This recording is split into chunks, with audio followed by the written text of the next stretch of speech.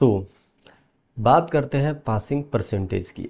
देखिए, बहुत सारे ईयर्स की मतलब पिछले 2-3 अटेम्प्ट की मैं यहाँ पे परसेंटेज लेकर हाजिर हुआ हूँ कि कितना ओवरऑल परसेंटेज रहता है। उससे पहले मैं कुछ चीज़ें क्लियर कर देना चाहता हूँ कि जून और दिसंबर 2 अटेम्प्ट में एक बहुत बड़ा डिफरेंस है।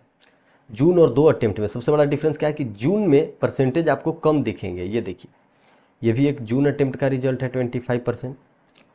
ऊपर वाला भी जून का ही है, सिर्फ 26%। लेकिन दिसंबर में जब आप आएंगे तो आपको पता चलेगा कि वो 30% तक चले जाते हैं। ऐसा क्यों होता है पहले ये समझिए, उसके बाद बात करेंगे कि इस बार परसेंटेज क्या होगा। क्या होता है कि जून में जो है आपको परसेंटेज कम दिखते हैं। इसका मतलब ये नहीं कि आईसीआई बच्चों को बहुत ज़्यादा फेल करती है या क्वेश्चन बहुत ज़्यादा टफ सेट करती है, नहीं। क्या होता है कि जून में आप एग्ज़ाम दे रहे हैं, अब आपके साथ कुछ कुछ इसी साल जो बच्चे होंगे जो 12th पास हुए होंगे और तुरंत इसमें जो है रजिस्ट्रेशन करवा कर, या फिर मे बी वो 12th में ही होंगे, अपियर्ड स्टूडेंट ही होंगे और 12th के बाद तुरंत मतलब वो रजिस्ट्रेशन करा लिया आईसीआई में और 2-3 महीने का प्रिपरेशन करके फाउंडेशन में वो आ जाते हैं। तो क्या आपको लगता है कि 1-2 महीने में आप फाउंडेशन क्लियर कर सकते हैं? देखिए, एक नया स्टूडेंट जो 12th से अभी फाउंडेशन में आया है, उसके लिए ये इम्पॉसिबल हो जाता है। क्यों? क्योंकि 1-2 महीने में मैनेज नहीं कर पाता। फाउंडेशन जो है वो लिटरली बहुत डिफरेंट है 12th से। बहुत सारे बच्चे होते हैं, बहुत सारे नहीं, मैं भी था, जो 12th के बाद जैसे ही इसमें आया एग्जाम में, पहला अटेम्प्ट में फेल हुआ, दूसरे में पास हुआ। तो पहला अटेम्प्ट जो जून अटेम्प्ट होता है उसमें बहुत सारे 12th के बच्चे होते हैं जो कि तुरंत ही पास हुए हैं और अटेम्प्ट देने आ गए। तो क्या होता है कि उसका जो परसेंटेज जो आपको दिखेगा जून का, वो आपको कंपेरेटिवली दिसंबर वो कम दिखेगा। अगर दिसंबर से आप कंपेयर करेंगे तो जून वाला कम दिखेगा। वजह सिर्फ यही है कि स्टूडेंट बहुत ज़्यादा हो जाते हैं। क्यों? क्योंकि उस साल नए नए पास होकर आते हैं, ठीक है।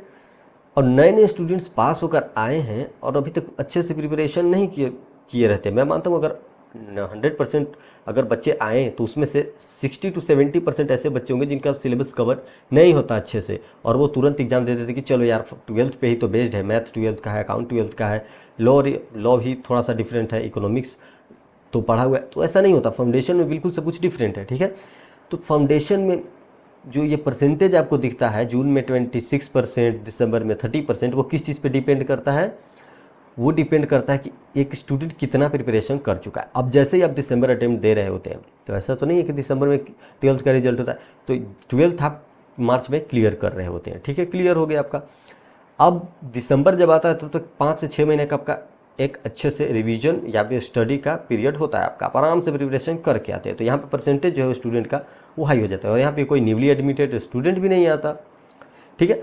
तो जो भी आते हैं यहाँ पे वो या तो 12th के बाद 5-6 महीने उनके पास था तो अच्छे से वो पढ़ लिए होंगे, या फिर रिपीटर्स होंगे। लेकिन जून में क्या होता है कि रिपीटर्स तो होते ही होते हैं, जो उसी 2-3 महीने पहले उनका 12th का रिजल्ट हुआ है वो भी अपीयर हो जाते हैं और उनकी जनसंख्या जो उनकी पॉपुलेशन ज़्यादा रहती है, जिसके कारण से परसेंटेज वो जून में कम दिखता है। तो ये चीज़ समझ गए। जैसे देखिए दिसंबर 21 मैं साफ कर दे रहा हूँ, यहाँ पे ज़्यादा होगा, देखिए 30 कितना 30%, ठीक है, 30.28 है। अब जैसे ही जून में गए, ये देखिए जून 2021, तो जून 2021 में क्या हो गया? सिर्फ 26%, सिर्फ 26। अब वैसे ही फिर से एक जून का देखिए, जून 22 पिछले ईयर का जस्ट 25, बस 25। और आइए दिसंबर 22, दिसंबर तो हाई दिखना ही दिखना है 29.25। यानी कि यहाँ पे बच्चे ज़्यादा पास होते हैं, यानी कि जून में थोड़ा सा कम दिखेंगे। क्यों? क्योंकि न्यूली एडमिटेड स्टूडेंट कुछ होते हैं जो 2 ही 3 महीने के अंदर फाउंडेशन दे रहे होते हैं, उनका पास होने के चांसेस कम रहते हैं। लेकिन वहीं दिसंबर अटेम्प्ट में क्या होता है कि इनके पास अच्छा टाइम पीरियड होता है तो यहाँ पे चांसेस उनका हाई रहता है पास होने का। तो इसलिए जो है दिसंबर अटेम्प्ट थोड़ा सा दिखाता है कि ज़्यादा परसेंटेज होता है। समझ गए इतना? अब बात करते हैं इस ईयर की। तो देखिए इस ईयर का भी तो कैलकुलेशन अलग नहीं होगा। इस ईयर भी जो लोग बहुत सारे होंगे जो तुरंत 12th पास करके आएंगे और सीए फाउंडेशन के एग्जाम में अपीयर हो जाएंगे, तो उनका पासिंग परसेंटेज जो होगा वो उनका लो होगा। क्यों लो होगा? जून में हमेशा लो रहता है। लेकिन फिर भी मैं इस बार एक्सपेक्ट करता हूँ, क्योंकि बहुत सारे बच्चे जो है वो लॉ के कारण और मैथ्स के कारण फेल होते हैं, तो मेरा मानना था कि लॉ जो था वो थोड़ा सा मतलब लेंदी तो हर बार होता है, लेकिन क्वेश्चन जो थे वो स्ट्रेट फॉरवर्ड थे, थोड़ा सा समझ में जल्दी आ जा रहा था, ठीक है। पास्ट ईयर में आप देखेंगे 1-2 अटेम्प्ट के, जैसे दिसंबर 22, तो वहाँ पे क्वेश्चन थे ठीक ठाक, पकड़ने में थोड़ी सी दिक्कत आ रही थी, लेकिन यहाँ पे जो था वो पकड़ में जल्दी आ जा रहा था। तो इस बार मैं मानता हूँ कि 27 to 30 में लेकर चलता हूँ, 27 to 30, इवन 32 भी हो सकता है, ऐसा नहीं है। तो 27 to 30 में लेकर चलता हूँ कि इस बार होना चाहिए पासिंग परसेंटेज। लेकिन फिर भी मैं कह दूँ कि सारी चीज़ें जो है वो बहुत सारे फैक्टर्स पे डिपेंड कर देती है। जैसे नंबर ऑफ़ स्टूडेंट्स जून में ज़्यादा हो जाते हैं, जबकि पढ़े हुए लोग बहुत कम होते हैं। क्यों? क्योंकि जून में या तो रिपीटर्स होंगे या फिर न्यूली एडमिटेड। तो जो न्यूली एडमिटेड होंगे वो तो अच्छे से प्रिपरेशन नहीं किए होंगे, 12th के बाद 1-2-3 महीने में हर स्टूडेंट का अच्छे से प्रिपरेशन नहीं हो सकता, मेजोरिटी ऑफ स्टूडेंट का प्रिपरेशन नहीं हो सकता। तो उसमें क्या है, उनका प्रोपोर्शन ज़्यादा हो जाता है और पास होने की संभावनाएं कम हो जाती है। तो जून में जो है वो परसेंटेज कम दिखता है। लेकिन वहीं दिसंबर में जो है यही बच्चे सब कुछ सीख जाते हैं, इनके पास टाइम पीरियड रहता है अच्छा खासा, तो उनका परसेंटेज भी हाई हो जाता है। और जो रिपीटर्स हैं उनका तो हाई होना ही होना है, तो ये हाई हो जाता है दिसंबर में। मेन ये है, तो इस बार मान के चलिए 27 to 30, हाँ एक अच्छा खासा है। 27 to 30 मैं मानता हूँ इतना तो हो जाएगा। कि देखिए अब ये आसान नहीं है, मैं फिर से कह रहा हूँ ये फाउंडेशन इजी नहीं है। हाँ, आप ये ज़रूर कहेंगे कि अगर आप कंपेयर करेंगे इंटर से, तो जब आप अगर आप एक इंटर के स्टूडेंट होंगे तो आपको पता चलेगा कि फाउंडेशन तो कुछ था ही नहीं, लिटरली ऐसा ही लगेगा। और पता है सबसे बड़ी मोटिवेशन की चीज़ क्या है?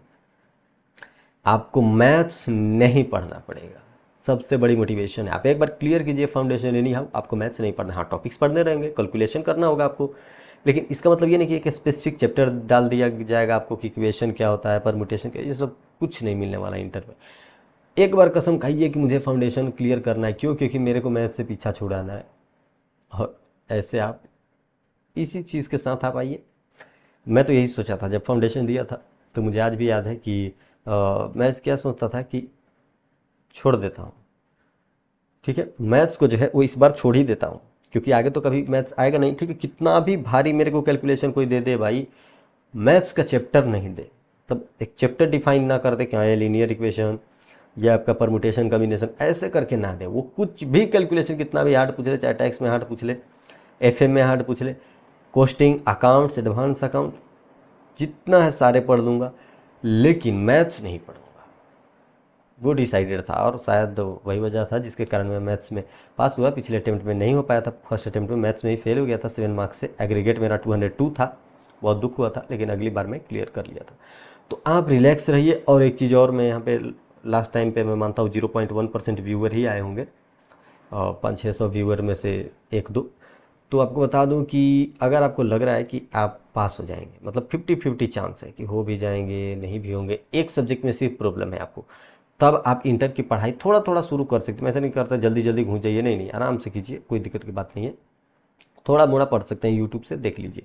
लेकिन अगर आपको लगता है नहीं यार 2 सब्जेक्ट मेरा बिल्कुल बेकार गया है, उनमें तो मैं बिल्कुल पास नहीं होऊंगा, अगर ऐसा स्थिति है तो आप फाउंडेशन का ही रिवीजन कीजिए। और कोई बात नहीं है, 3-4 महीने गुजरते आपको ज़्यादा टाइम नहीं लगेगा। वैसे भी जुलाई खत्म होने वाला है, तो अगस्त, सितंबर, अक्टूबर, नवंबर, दिसंबर में तो आपको बचने वाला है नहीं।